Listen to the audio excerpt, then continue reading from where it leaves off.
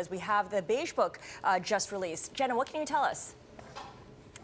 So what we saw with this Beige Book was modest to moderate growth across all of the Fed districts. We saw that businesses are optimistic, though slightly less optimistic than they were in the last report. And we're seeing a tightening skilled workforce. So there's a skilled labor demand throughout most of the districts, which is leading to increased wages and in some cases leading to temporary workers being moved over to permanent positions. We saw that wages grew at a modest to moderate pace. And we saw that businesses are reporting an increase in activity in some of the districts. Now, there is a fascinating subtext of uncertainty related to the election across many of these districts. So now that Donald Trump is in office, a lot of business contacts are reporting uncertainty about the policies he's promising to put in place.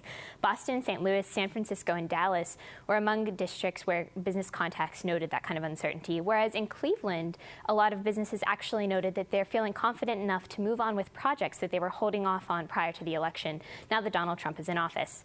There were actually some fun facts in this Beige Book as well. Atlantic City casinos are finally reporting positive year-on-year revenue growth. There is good snow in the Poconos during ski week. Broadway theaters have seen a sharp decrease in attendance in January and February. And good news for New York renters. New York rents for large apartments are headed down. And I think that's pretty much the major highlights. Gina, we saw that yesterday there was this big move in expectations for the Fed in March. Obviously, that may not be particularly addressed specifically, but is there anything in here where we can maybe gain some insight as to the validity of the idea that it could happen next month, or this month now?